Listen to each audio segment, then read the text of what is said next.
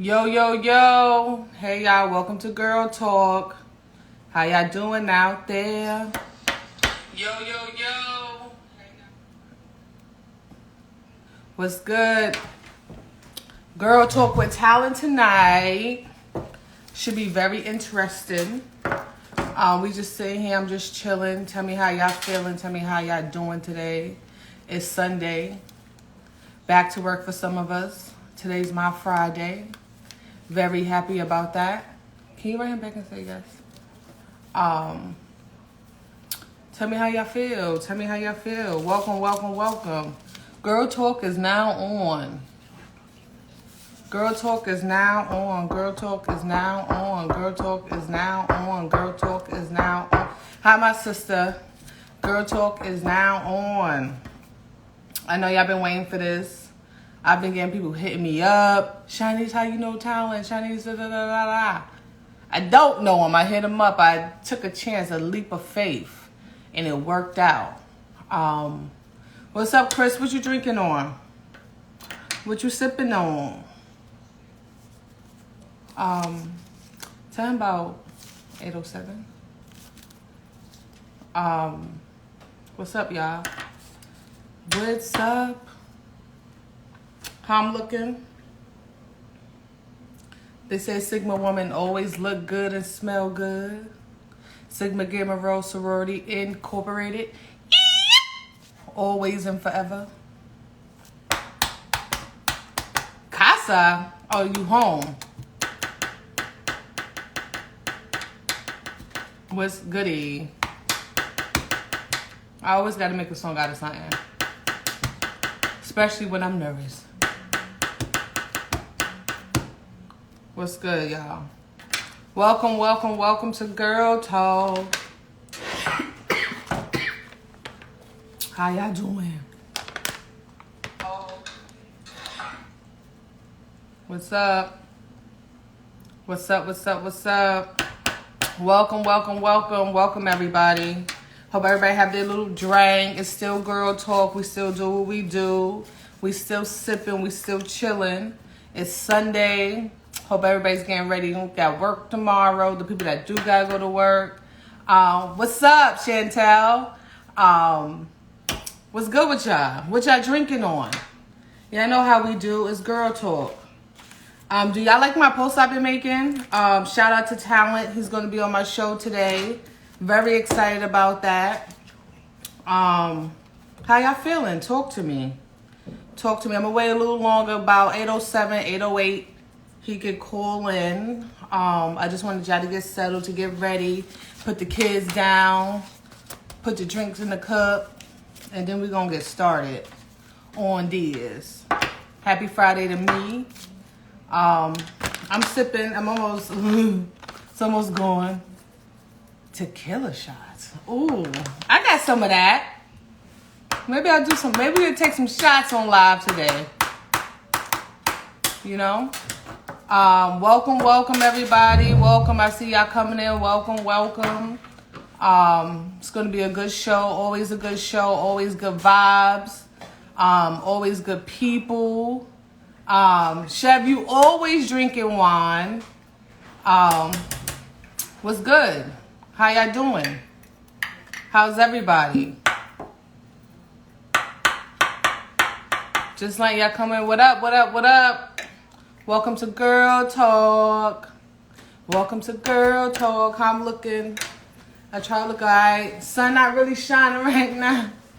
It's so good. We're gonna have a good show. Good day. Hope y'all having a good day. I've been at work all day. Now I'm here, ready to work. You know how it is. We got to keep the hustle going. Keep the hustle going. Don't stop. We got to get to where we want to be. Everybody. I feel like this is our time to make our dreams reality. Like, let's just do it. Let's always positive vibes. Let's just do it. Whatever you ever wanted to do in life, just do it. Just try it. Make it work. If you fail, if you fall down, it's okay. Well, you got your friends to pick you back up. I'm all about chasing the dream right now. doing what you really want to do. The Franks is always here. Shout out to the Franks. Let's get this started. Are y'all excited? Like, tell me how y'all feeling. What's the vibes? Give me some energy. When if I'm a little nervous, what's up? What's up, what's up, what's up? We're just waiting for him to call in, and then we'll get started. If there's any questions you guys want to ask, there's a question box at the bottom. You can leave a question, and I get back to you. What up, Lady Scorpio? Thanks for joining in, everybody. I see some new faces. I'm very happy to see y'all. I'm very happy to see my old faces. It's all love. I love y'all. Thank you for joining in. Thank you for supporting me. I say this every show, but that's really how I feel. I've been getting a lot of people hitting me up with different ideas, different things to do, and I appreciate everything. It's great. Keep it coming. Keep the ideas coming. What up, D? What you sipping on? What y'all sipping on? How y'all feeling? How y'all feeling? 2020, it's been a crazy year, and I know because I've experienced some things, but 2020, we're going to make dreams come true. That's what we're doing. Everybody's going to strive to be the greatest, because even though things are happening, the world doesn't stop. Nothing stops. Bills don't stop. Nothing stops. The grind does not stop. So you gotta crawl on your way to the car and keep it pushing. Always try to have positive vibes around you. I think this year I've eliminated all negative things if I can help it. Negative people, just negative things in my life, and everything has been going good. At things that we all wish bills could stop. But you know, one day or someday sooner, bills is going to be like nothing. You're going to pay your bills and have so much extra money left. You're going to be like, I paid my bills and I still got this? Like, oh, we out. Oh, I'm taking Shanice on a trip. Like, you know, like bills is going to be there. But we're going to get to a point where it's nothing. I paid my bills. Let's go. I paid my bills with that check. Now I got this check for myself. You feel me? That's all. We're going to live within our means and do what we got to do. We ain't trying to impress nobody. Life is too short. Who went too far? I'm just saying. We got to do what we got to do out here. Roommate. I don't know. Split it. We're going to find our significant others to make things not as hard on us. And be happy. Or not, just do it yourself and keep grinding. You don't need nobody to make you happy. You can make yourself happy. We don't need... People think sometimes they need people in their lives, or I need them, or we've been together and I need... No. You need God, yourself, and let's do it. Hustle hard, play harder. Exactly. Because everybody enjoys a vacation. Everybody needs some Vaseline. I love that commercial. I'm just saying. What up, Damaris? What up? I'm happy to see y'all here. Have y'all drinks in y'all cup. Talent, I don't know if you sent in the request. It's not popping up. So if you did, can you send it again, please? I just hope everybody's feeling good. What's up? What's in the cup? Not Bayang. D, what you sipping? Wine? What up? What up? We waiting for him to come in. How y'all feeling? How y'all doing? Everybody, welcome. Yo, they sipping. Hi. You're sipping? Huh? You're sipping. I heard you say y'all would be sipping on. You're What you sipping? sipping? Yeah, you're sipping. You got some liquor or whatever? Always, it's girl talk. Girls don't talk without a little thing in their hand. Is that right? I'm sure guys do the same thing. Well, we talk regardless. How you feeling today? I'm fantastic. I cannot complain. I'm not going to do that. Like, complaining is not on the menu. Complaining is not on the menu today. No, I made a conscious decision that during the COVID, during the pandemic, and all this, whatever we want to call it, Complaining is not on the menu. Sorry. Complaining is not on the menu, guys, and I No. totally agree with that. We're Not on gonna the keep it menu. pushing. We're gonna keep it pushing. We got a lot to be grateful for. Also, we are Yeah. still here. We are still trying, and we are making things right. I want everybody to welcome talent. Everybody Yes. clap. What's good? I'm in the room. I made it. You know what I mean? You know what? Listen, you know I got love for you because I did this in the middle of my. I do a thing where, you know, I want to do the same things I've been doing, but Okay. you bring it in and close your camp in. So I'm a social drinker. So you're not going when you close the bars, you're not going to stop my life. So what I did was, you know, I got a nice big house, a yard, and everything. So I do driveway drinking. Oh. So my close drink buddies who live nearby, I'm like, listen, Right. we all done COVID free. We all done got past it. Let's keep our little circle tight, little friends and family. Right. Driveway drinking, put the grill out, put the fish fry out, put the you know the music. I got my DJ equipment downstairs. Let everybody have a good time. Sit down, but you know we don't go too heavy. You know what I'm saying? Right. But we know everybody, and Right. we do our own contact tracing. Not. We We be like, might yo, gotta cut. Teresa was over here. She looked a little shady, a little under the weather. I might gotta copy that. Driveway drinking sounds Mm-hmm. good. We're gonna get started. I usually start my show off with asking about your mental health. How has quarantine been to you? Well, I think it's a double-edged sword for everybody. I think it's a curse and a blessing in disguise as well. I think the Yes. curse of it is that what we're used to, what we call the norm, the rug get pulled under your feet, right? Yes. So now you're scrambling. Like, oh my God, how am I pay my bills, my landlord, the rent, the mortgage, whatever your situation is. You start scrambling at first. Then it takes about a month or two to hit you to realize it ain't about you. This is not an individual situation. It's different when we individually lose our job and got to get another job and can't pay the rent. It's different when we individually get laid off or we individually get in an accident. This is happening to the world. Right. So after you finish paranoia, spazzing out for a month or two, you settle into a pocket and realize this is what's going on in the world. Right. You know what I'm saying? And then you readjust, reboot. So now the good side of it is it will have you doing things that you got complacent and stopped doing or should do. Fact. You know, like the creative juices are flowing through the top of the mug like crazy.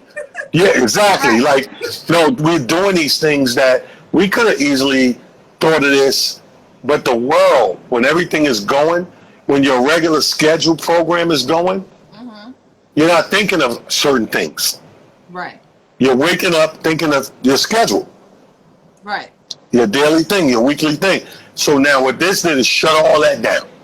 Start over. Hit reset on your ass. You wasn't even ready for reset. Right. And then hit reset. I'm Right. talking out from the bottom up, from kids going to school to grown-ups going to work. You know what I mean? To just your everyday going on, your comfortability got disrupted. For a long time, we couldn't even get a haircut. Look at my fly shit. Look how fly my shit be. My shit be so crisp. I couldn't do that for months. You struggling. So now it took you back to the essence. Okay, where my clippers at? Let me at least keep this clean. Let me do whatever. Same thing with creatability and all the people in entertainment. You had to recreate. And it was, we was talking the other day on a different platform, and we was laughing because we was like, it's the ultimate humbler. Facts. And that's the best part of it. Of all the good and bad that come from it, the best part of it, it put everybody on an equal playing field. To the point where, you know, you had some celebs that may have thought they was better than you or somebody else. That should drop everybody on one playing field. You're human. We all humans. I don't care if you like pumpkin pie, sweet potato pie, apple pie. It pushed it all into one pie, humble pie. And we all had to eat that. Eat that. Right. And you had to realize that everybody is going Fact. through. You're not alone. Everybody's not alone. And I know sometimes it may feel like it because you're quarantined and you might not hear what other people's doing. But if you look at the news, if you look at other things, you see Okay. all these people losing their jobs, all these people confused about school, daycare. So you're not the only one. No, it's all of us. It's all of us. And if you need somebody to talk to, reach out. Yep. Sometimes, you feel like maybe you don't have nobody to talk to or you're going through the same thing. But if you go on the internet, honestly, it's your best resource. Like, you can find everything. You can find people going through the same things, commenting about the same things you're going through, and it makes you feel better. For me, it does. So where did you get the name Talent from? How did that come about? Because Talent is a very it's a cocky name, but I like it. It makes you. Well, you know what's funny you say that? It's funny you say that. The only people that ever thought like that was my white coworkers in comedy. White comics took it that way, and black comics knew what it was. Okay. Black entertainers know that we come up with nicknames all the time. Right. As crazy as they may be, you got dudes out there called the Future. Right. You got the Migos. Right. They ain't no damn real Migos. You know what I mean? Right. I seen the movie Three Amigos. Them ain't the Migos. But it don't matter because we've always been creative with entertainment with nicknames. So when I came up with the name Talent, jumped on the comedy scene, not one black person was like, oh my God, he sounds cocky or whatever. They knew what it was. It's a jazzy nickname. They was like, oh, that's a cool name. My black co-workers in comedy, on the other hand, my white ones was like, who is this guy? Like, they seen the name on list before they met me. So they're looking at a piece of paper of an order of a lineup in a comedy club like, Talent. Right. Like, who has the balls? Who's this guy? What the balls on this guy? Right. And they didn't even have the balls to tell me that till probably 15 years down the line. Right. We tight, we cool, and it was like, yo, can I tell you some funny stuff? Yo, originally when I seen blah, blah, blah. And I've heard that 10 times with 10 different white comics. And I'm like, yo, that's crazy because as a black dude, we never thought like that.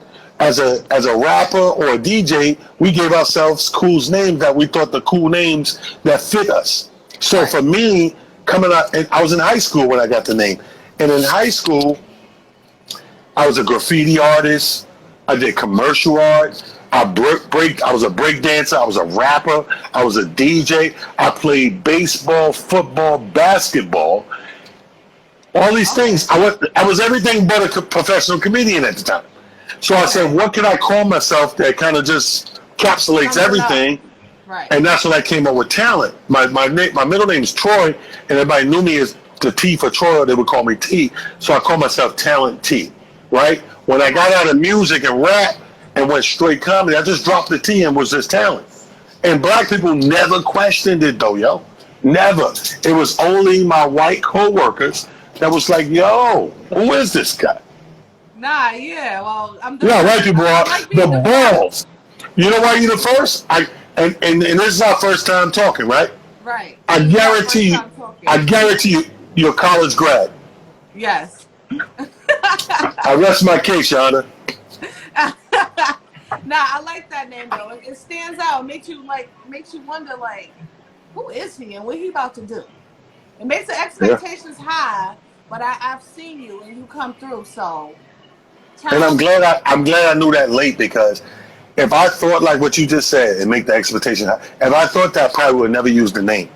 The only reason I use the name is because I thought of the name with other things that wasn't so scary as comedy. Like stand-up comedy is the scariest thing you'll probably ever do night in and night out. The hardest job, barring only one, and that's being a mom. Being a mother is the hardest job in the world. I tell people that all the time. But other than that, stand-up comedy, man. Paranoia. Yes, live. It's live. Where are you from, Talent? I'm from this little town I'm sitting in right now, my humble abode, money earning Mount Vernon, New York. I'm in New York. Hey, okay. And right outside the Bronx, small town, it's 4 square miles, literally. And out of this little 4 square miles, we've pushed out so much product and entertainment and powerful people who have impacted the world, from Denzel Washington to Art Carney Yes. to all our sports figures. We got sports figures that got a ring in every sport. Yes. Then we got Heavy D, Albie Yes. Shore, Yes. P. Rock and CL Smooth, Jeff Red. I mean, it just goes on. And Stephanie Mills. It just don't stop. Just goes on and on and on. JB Smooth, I gotta shout and now out talent. Groovy Lou, baby, in fashion. If we lock fashion down with Groovy Lou, Puff Daddy, all them came through here. Right. We all Mount Vernon. Right.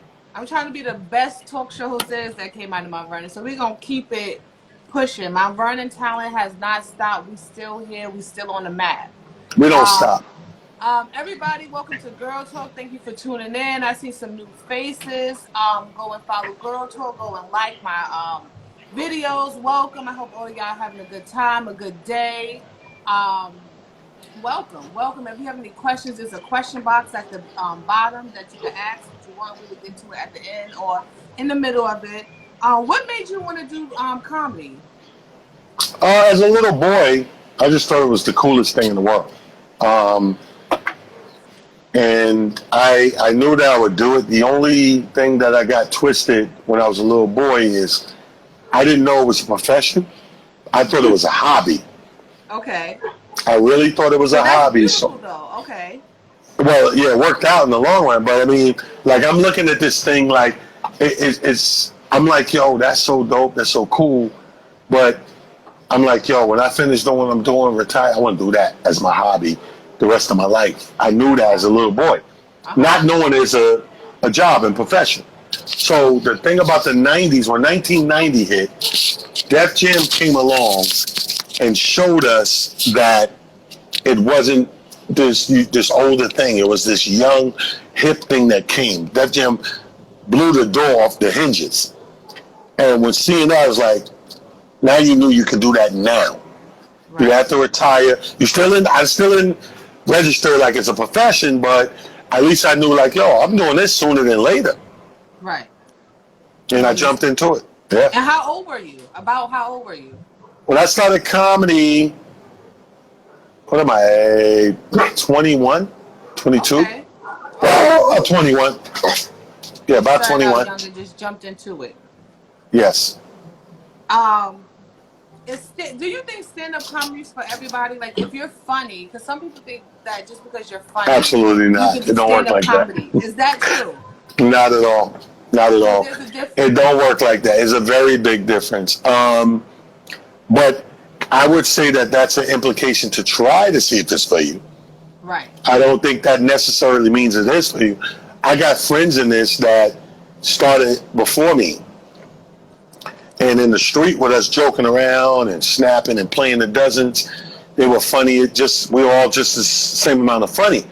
And then when we had to take it to the stage, those people fell to the backdrop because they couldn't translate what they were doing live in the streets to the stage in front of a room of a bunch of strangers. Right. Okay. You know what I mean? People don't realize, like, it's so much easier for us to be funny and entertaining around those who know and love us. But when you are in a room, a comedy club, you're in a room filled with people who don't know and love you. Right. And who are going to really kind of like react in a real way. Laugh if you not funny. Yeah, not just cuz. Right. They're not going to be like, laugh, that's cousin Rodney. No, they ain't going to happen. Not my cousin them. I'm not laughing. Right. I laugh. I paid, and people pay for this. So, right. I paid my money. Usually when you go to the comedy shows, you got to buy like 2 drinks in the meal. So I'm spending. You ain't never lied. You told me it was $10, but I got it. Each drink is $15. So I want to laugh right now. So right. I told you. Anybody that pays the ticket price, and this is what I told somebody yesterday, like, because sometimes a comedian gets it mixed up and look at things like people owe them something. Yo, they owe me to be quiet. They owe me to no, I said, no, it's the other way around. It costs you nothing to come in here. They paid to come in here. They're still spending. They're drinking and eating. So they have the right to demand a level of entertainment. Right. You owe them. They don't owe you. Right. Yeah. And now I'm drinking, so the honesty is coming out. I want to feel it. Do you think that there's like you said, stand-up comedy is not for everybody? Is there a limit on like bombing that you could do before you should be like, maybe I should go into something else, or you just think You know, they should that's a keep good answer. trying? That's a very wonderful question, by the way. I just want to stop and acknowledge that it may seem simple to you, but Mm-hmm. that's a dope ass, deep ass question. Nobody's ever asked that. Look at me. No, it's some real shit. Like nobody's ever asked that question like that. That is wow. Um, so let me say this. That's a question that nobody can rightfully answer. Okay. That's how deep that question is. Like, is there a certain amount of bombs until you say, okay, this ain't for me? I don't think there's a certain amount, not a number that we can say out loud, like 40, 50, 60. Uh-huh. But I think that to that individual, there is. I think to each individual, there's a number to them that night, that one night when it happens, then they go, you know what? I'm good. I've been trying this thing for whatever times. I'm good. And I think only they know that number. Uh-huh. Right. You know what I You mean? feel it. It's like a feeling, maybe. Yeah. Like it's you know. It's Right. like I guess like a relationship, like any other relationship, you know when he's not into you. Right. You know when it's over. Exactly. And if you keep trying, that's on you. But you knew that last Yeah. show was. That's some real shit though. Like part of my friends, but that was a question that I could have never in a million. When I tell you nobody's asked that question, and I've done Are you even in are you trying even to in make me the feel good right now? no, even in the pandemic, I'm on an average doing 3-4 interviews a week. And Okay. even in a atmosphere where and we're doing interviews galore and these things galore, people don't ask that question. Like, and it's a question again that I can't sit here and say to somebody as much. I'm coming up on my 30-year anniversary, and I still in 30 years can't sit and go, yo, here's the number of bombs you need to get the hell out, because each individual case is different. Right. And I think only the individual that's going on stage night after night, that's getting those results, feeling how they feeling, can come back and say, you know what, I'm good, man. I'm gonna let this go. And Right. Right. so It's I a think feeling. the answer is yes, but only they know that number. Right. Okay. So it's a feeling. Everybody again, welcome to Girl Talk. Welcome to Girl Talk. I see some newcomers. I see my old faces. Thank you everybody for joining in. I'm here with Talent today. Go like the videos, go join the page. Follow me, Girl Talk. I'm shy conversations with Talent today. Um, is there a difference between the talent at 21 and the talent now? Um, Stage wise, yes. You with your years, you become what we refer to as seasoned. Okay. So it's a lot less as you get seasoned. It's a lot less guessing. It's a lot less trying and just doing. Okay. When you're young in this, when I started at 21, I would say the first 9 years, you're flying so blind. Mm-hmm. And even though you're doing well and you're getting accolades and you're getting, you're making progress, so you're not doing bad, you're still flying blind. You're still learning yourself. When I go back, I always laugh at these different looks that you try to force yourself to, oh, this is going to be my look. Right. You go through I'm going to do the hat. I'm going to do the vest. I'm going to do the button up. I'm going to do the loose tie. I'm going to do we come up with so many things we think we're going to do. And comedy's so powerful. It overpowers all of that. Mm-hmm. It overpowers all of that and brings you full circle to be what you were supposed to be. Okay. So growth. But growth is supposed to happen. You're supposed to learn. You learn from your mistakes. You know what works. You know what fit. Right. It looks better on you. You know your colors. You know your audience. I guess you learn the cities where you get more love than others, possibly. Yeah, true. So, Okay. Okay. Um, how when you're on stage and you're doing your comedy, how are most of your jokes? How do they come about? Is it from life experiences, or is it like I'm just walking down the street and it's like, oh, that's funny, or I seen him do something. Oh, maybe I should say that. Like, how is this talent?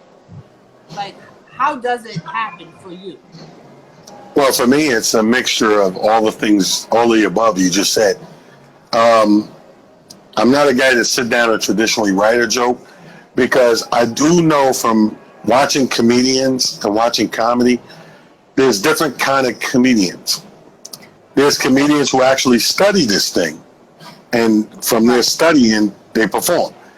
Then there's storytellers. They just get up to tell funny stories. Then there's people who learn one-liners like knock-knock jokes, you know? And then Right. there's the guys like me, which are, it's a calling. We're naturals. So we don't rely on A, B, or C. We grab a microphone and we go on a ride. All we know when we all the instructions we have when we hit a stage is usually how much time we got, Okay. whether it is or is not a clean show, how Right. much we're getting paid. So when we hit the stage, we get up there with that, right? So I always give myself like a blueprint in case, I draw a blank or whatever, I know the blueprint. But when you're a natural and this is your calling, you really just go up there and the energy of the room Mm-hmm. takes you in directions and you follow that and go. Right. But what I do make it a point of, I definitely make it a point of reality-based jokes or Okay. topics because one thing I've learned early on is relatability. The more relatable your joke is, the bigger laugh you can get in the room. Right. So I try to talk about stuff that we all relate to. So real Okay. stuff I know we relate to. I know that if I talk about real life, more of us are going to relate to than if I make something up. Okay. You know what I mean? Because if you Like make real something up, recognize real. Right. Like I felt that. yeah, if you make something up, you're taking more of a chance. Like I'm gonna make this thing up. I hope people get it or understand. But if I talk from a real life, people are gonna get it Right. because it's real life, and we all got one thing in common: we're human beings. So Facts. nothing is that far fetched between human beings. Like you're a woman, right? You know that if you get on stage and you talk about your monthly or a period, having a period or something, you know damn well every woman in the room is going to be like, oh. And not only that, every dude in the room is going to relate because he either dealt with a woman with a period, lived with Right. a woman with a period, married a woman with a period, or have daughters who are women with periods. So you just related collectively on your whole audience. Mm. Deep. That's some tips for any comedians in the building right now. That's a good tip right there. Relatability. Do you think that okay, so I know when you first starting out on something new, it takes up time. You know, you got to perfect your craft. And sometimes we become absent maybe with our family and maybe missing certain gatherings. Do you Mm-hmm. feel like do you think that there's a thin line between sacrificing and being absent? Well, it's one or the other. Absent is just not being there, just Mm-hmm. choosing not to be there. But if your work keeps you away from certain things, that's not being absent. You're sacrificing. That ain't Right. no different than signing up for the military. Right. If I sign up for go to Afghanistan, I'm in Afghanistan for whatever that deployment is. Mm-hmm. So it's the same thing with what we do as road warriors. We're sacrificing, but keep in mind, we're sacrificing because at the end of the day, this money that I'm making got to go to these kids. Right. Do you think there's a certain amount of time? So if you're sacrificing for 20 years, right, and you're missing out on things, do you think that's being absent or no? No, it's still No. the same thing. It's Okay. every sacrifice. You know what it's like? It's like adolescence. Everyone doesn't get it at the same time. You may be on, women are on a different level than men. When you become 18 and I become 18, you're still going to be a little advanced than me. That's just the way it is. Yeah. Right? That's why dudes mess with older women, to be honest with you, to catch up. So, I'm already at a deficit. Dudes mess with older women? Yes, to catch up. I thought dudes mess with younger women. No. No, young dudes mess with older women. Old dudes mess with younger women. Yes, okay. Because the old dudes, he already think he's caught up. But when you're coming up, remember I said 18. Right. We're 18. So when I'm growing up, dudes are more prone to sort out, especially in their 20s, sort out older women, because this older woman is going to make me be the lover that I need to be to impress and satisfy the women that's going to be in my life going forward. If I don't mess with older women, I guarantee you take a young dude, his first 4 or 5 lovers are so displeased with this Negro. Right. Because he ain't ready. Right. He ain't ready. But that older woman is going to teach you, and you're going to catch up. So let's say you deal with 2 older women. By the time you're 25, you get another woman that's 25. Oh, you ready for her. You're going to tear her ass up. Right, I'm ready. And she's going to be so impressed, like, yo, this dude is, when she tell a story, her girlfriend's going to be like, girl, what was he, 42? He's going to be, no, he was 25. Right. He's 25 and he did all that. Yes. I know some of them stories, right. And there's a reason why. So what I'm saying is, like, time is relative. A sacrifice and not being there, they go hand in hand. Like, perfect example is my 2 younger kids, 18 and 13. Their whole life, me and their mom made a decision because she knew my schedule. So she got smart. She said, yo, here's what I'm doing. I know your schedule, so I know you can make whatever. Mm-hmm. All I really need you to guarantee me every year in the summer, because she's in the school system, so that's her time off, the kids' time off.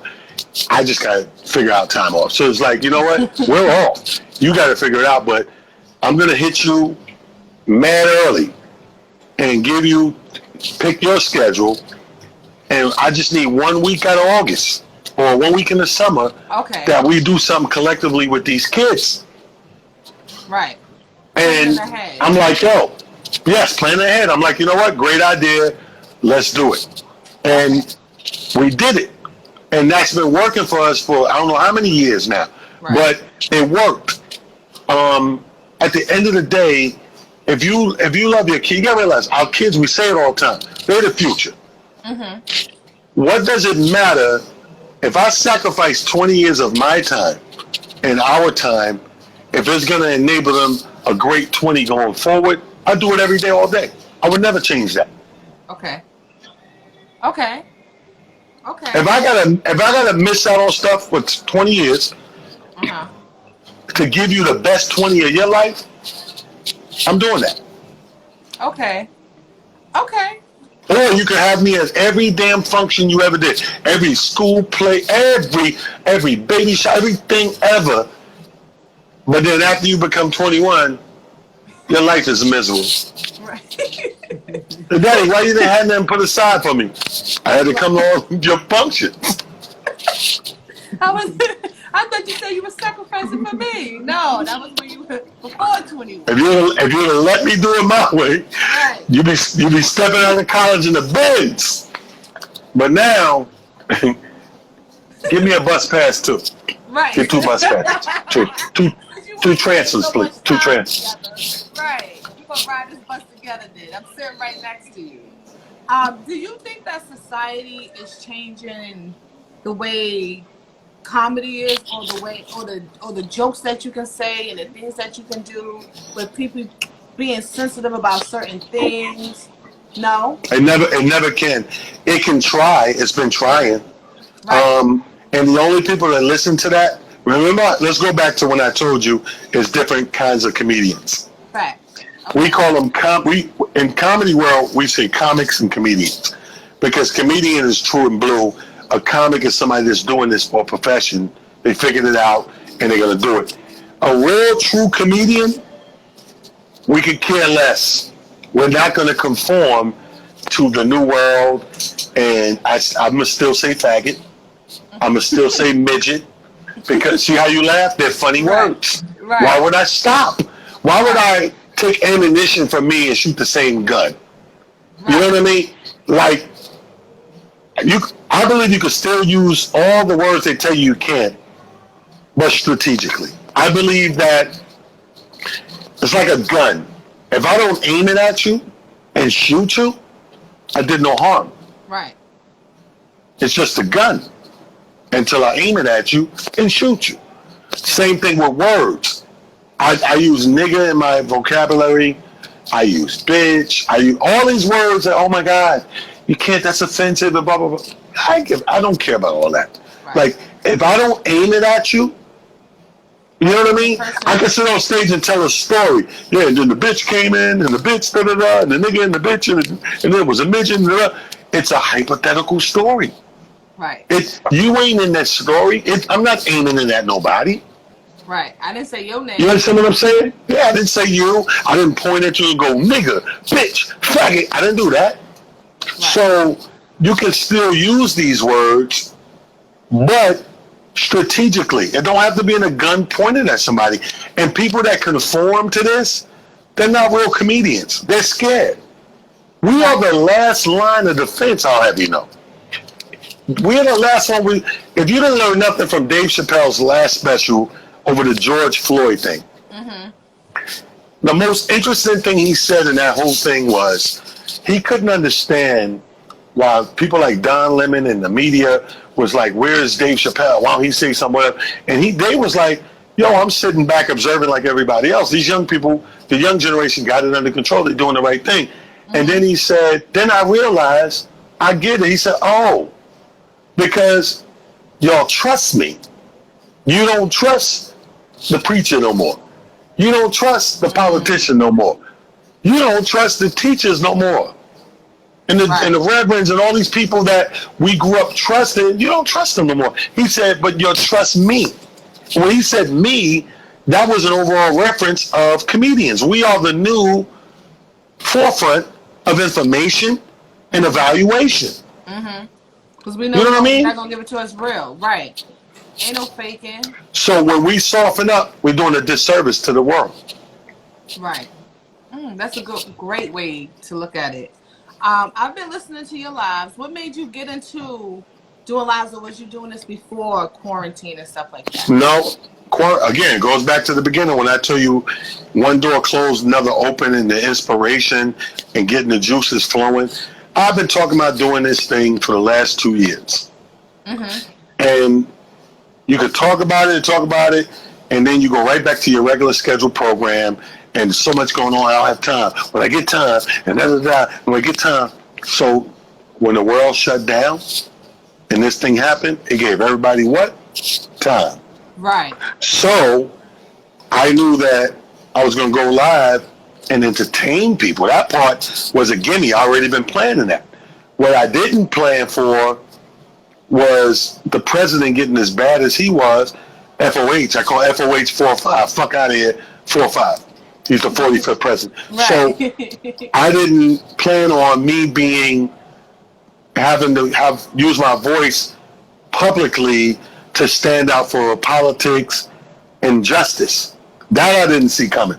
Okay. But like everybody else, I got fed up. Like everybody else. Right. I'm just a voice that everybody, all those people on the street that ain't going live, I'm the voice that's feeling like they feeling. So that part of it, I didn't see coming. The other part, like when I play my music at night, my bump and grind, when I do my Motivational Monday, when I do my stories on Sunday, those are just fun things that, you know, even my like White Wednesdays when I play the old white music, like those are things that I would do. That would be coming out of me, my comic side. But my intellectual, smart-ass black man side was awoken by the bullshit. Right. Okay. So that's how that became about. Well, thank you for your lives. I was listening and I heard you talking about grassroots.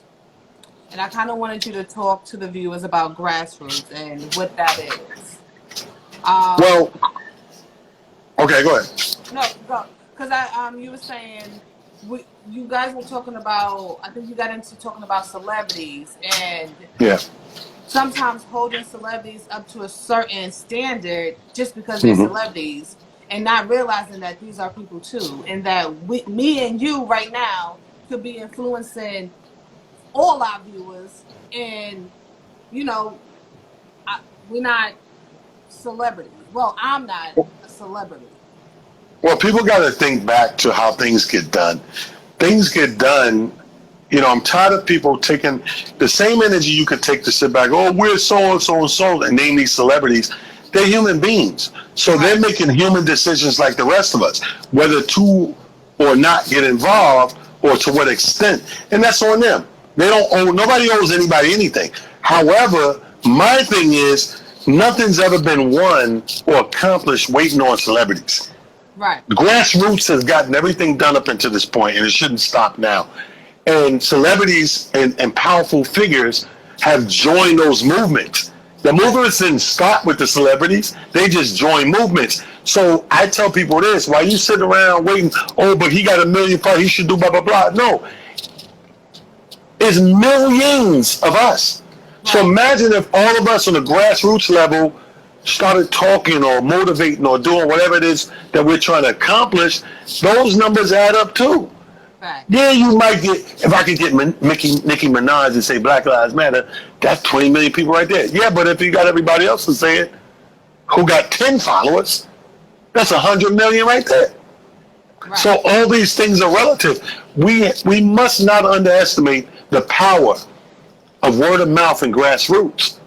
Yeah. And a lot of us don't realize a lot of things happen from that. I always give the analogy of, like in the movie world, right? Mm-hmm. 5 Heartbeats is a black movie classic. But Right. you know what people don't remember? It wasn't a blockbuster classic. That's not how 5 Heartbeats got its fame and name. 5 Heartbeats, they made the mistake of dropping the same weekend. It was released the same weekend as New Jack City. And we were so into gangster shit and drug selling and all that shit, and Wesley Snipes and what's my nigga, Alan Payne and Christopher Williams, all those motherfuckers so embedded in black people's minds, they wanted the box office. Right. 5 Heartbeats was a flop. Wow. But as good as a movie as it was, somehow enough people seen it to start word of mouth. Like, did you see 5 Heartbeats? It's crazy. Oh wow. And it quickly caught up to what New Jack City did on its opening weekend. It quickly caught up and became an instant classic. But that's proof in the pudding of grassroots and word of mouth. Right. Right. That's a fact. I didn't even know that. There's more people that know about 5 Heartbeats than New Jack City now. Right. Wow. Think about that. Wow. And for a long time, one was bigger than the other. And now look. Look, nights like this. Virtue. Right. But that didn't happen on no other thing than word of mouth and grassroots of people like, yo, did you see this 5 Heartbeats film? That's crazy. Stupendous. Wow. In comedy,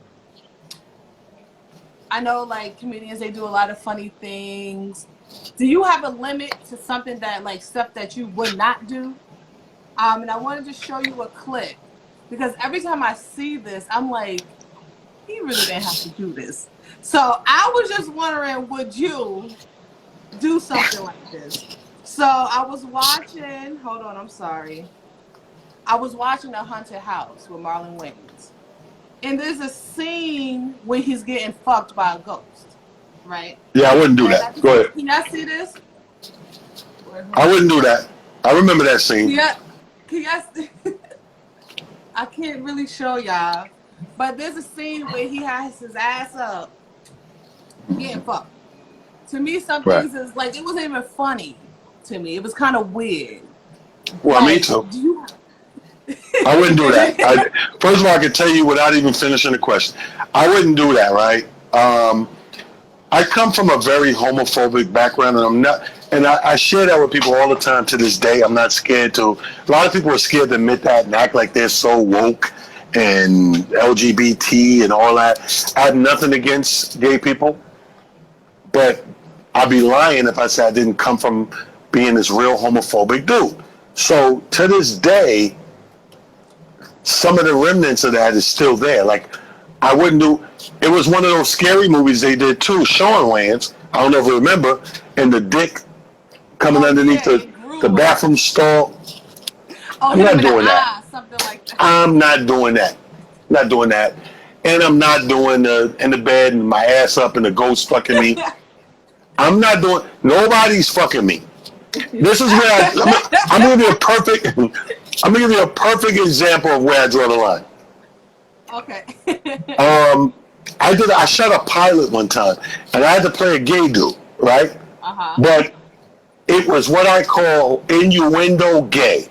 I will do innuendo gay. You know what innuendo gay is? The guy wasn't a flaming fag. Actually, he was a bouncer at a club. The show was called Bouncers. And he was this big tough guy. That was part of making you laugh, is that you're watching this big tough guy, and at the end of the pilot, you realize the guy he's talking to, he's on the phone all the time, so you're assuming it's his girl. And at the end, the last skit is they're at dinner, and when the menu drop, it's this little corky white dude, that's his lover.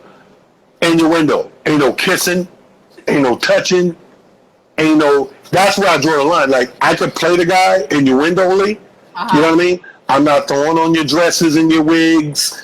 I'm not being pretty like that. I'm not bending over. I'm not even holding dicks in my hand. None of that. Like, because that's not me. And that's not what I believe in a man is when it comes to a man.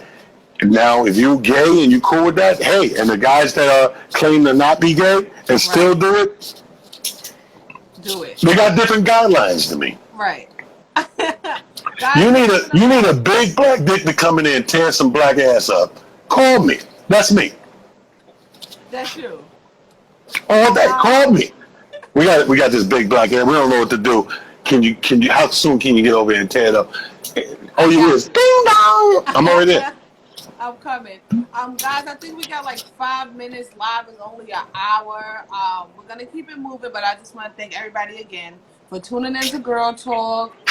Go follow, go like the videos. I know, I'm here with Talent. People have questions for you, so I'll get to them. I still have some, but I want to take care of the people. We need a big enough sacrifice too. I'm not all right. Hold on. Did you ever get me? People want to know, did you ever get made fun of?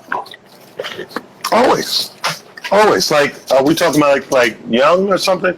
Childhood? Like, did people making fun of you kind of inspire you to do comedy? Well, no, that's, I was just already inspired. I just loved it from listening to albums my grandmother had and stuff like that, and sporadically seeing comedy. I was inspired to do it that way. But where I come from in Mount Vernon, you know Mount Vernon, like, it's funny because we just said this talking on some other interview, was laughing. We was like, think about Mount Vernon is, Mount Vernon, when it comes to things, you got to be very good at whatever it is you claim to do. Right. So when you came to Mount Vernon from a different town, you either had to play basketball, be able to snap jokes, right, or fight. If you wasn't good at those two things, you better be ready to fight. Be good at fighting. So my thing is, coming up, it was just natural for us to snap on each other. So we made fun of stuff, whether real or not real. We were creative on the spot. We called it snapping. Some people call it ranking, bagging, jonesing, the dozens, whatever you call it, your mother this, your mother that. We grew up on that. So in my projects, I had to be good at that to survive. And that was my thing. Other than playing sports and stuff like that, when the sports was done and the street lights went down and we out there just in the summer, you had to snap and do your thing. Now, the only thing I didn't like growing up, see, I'm tall, I'm 6'6", right? My spurt came in the last year and a half of high school. So you was like 5'10", 5'11", 6 feet, 6'1", then Just 6'2". growing. So it was, yeah, and you're bony as hell, right? I hated being tall and bony. I am so happy to have meat on these bones. Your stick. Right. And the craziest thing was, I remember, I know I felt like that my whole life. I never mentioned it, never said it out loud. And my mom, God bless the dead, I remember my mom before she passed. I was like maybe 6, 7 years in comedy, and my mom owned the bar, and I went by the bar to see my mom, and I had started to put my weight on. And my mom reached over with this most, you know how moms do, with that most concerned, loving look, and put their hands on your hands and bring you in. And like they're going to say the deepest thing in the world. And my mom's leaned over the bar and looked at me and said, I'm so glad you put some weight on. I was so worried. That gave me a complex because now I'm like, oh, you know. I'm like, my mother thought this about me. I know I thought it, but my mom's is disrespectful too. I'm like, yo. I was like, yo, that thing bugged me the hell out. But it was weird. Like, that was the only thing. But people made fun of us in Mount Vernon Projects, 230, 240, 241, 70. That was the thing in the hood. We made fun of each other, man, and that's how we got stronger. Facts. Do you think people should get mad when they joke and you joke back and your joke is stronger? Because some people tend to get emotional. I hate those people. You're talking about comedians, right? You're talking about comedians, right? Yes, comedians. Yo, they are such soft. Like, how you yeah, they soft. And I say something back. Well, you should have came hard. You should have said your best joke. Yo, I lose so much respect for those people. Like, I'm like, dude, you're a professional. Right. How is it that you can go up there 90 miles an hour and just laugh and joke on everybody, and then somebody hits a joke on you and it's a problem? Right. It's like a boxing ring. You get in there, you gotta know you probably gonna hit back. Right. You gotta know that. You gotta know that. Harder. You got prepare. That comes with the job. Right. Right. I have wrote down some man codes that's often broken, and you can either say if you broke them, how you feel about it. Bros before hoes. Future said, I ride for my niggas, I lie to my bitches. Damn. I was listening to his song the other day, and that's what he said. How do you feel about that? I think it's definitely an age thing. Okay. I think I lived by that code up until my 30, 35, and then that code changed. That's definitely an age thing. After you hit 35, you start to reevaluate half of these man codes. Right. Right. No sleeping with sisters or cousins. Is that something you have broken? Because I feel like a lot of guys don't want you looking at their sister. The friends, sisters, and cousins. Yeah, like your friends. No, yeah, I broke that shit. No, I broke that shit. Weird down south stuff. I mean, like your friends. Yeah, I broke that.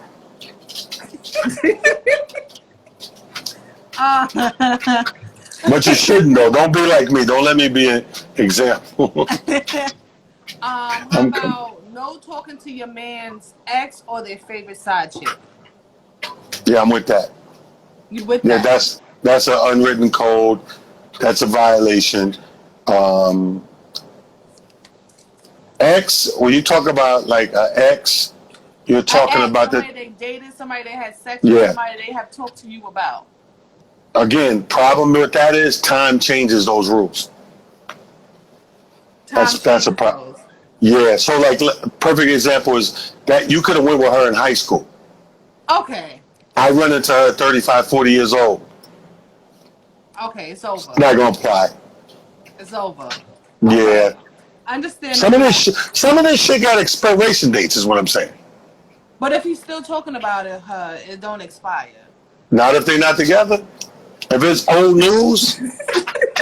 Now, if they're still together, you respect that. Right. We got 44 seconds left, talent. Thank you for talking with me on Girl Talk. Thank you for showing up. Thank you for being here. Thank you for talking to my peoples. Everybody, thank you for tuning in. Thank you. Go follow Girl Talk. Go like it. That's the only way it's going to keep going. Like it. I like it. If anybody want to come on the show, if anybody got something to say, hit me up. You could come on. I'm just here. I just want my people to succeed. I'm trying to succeed, and we're gonna do it. We gotta do what we gotta do. We're gonna win together. We're gonna win together. There's no other way to win. Hey, look, thank you for having me, man. God bless you. God bless you too. Thank you. You got it.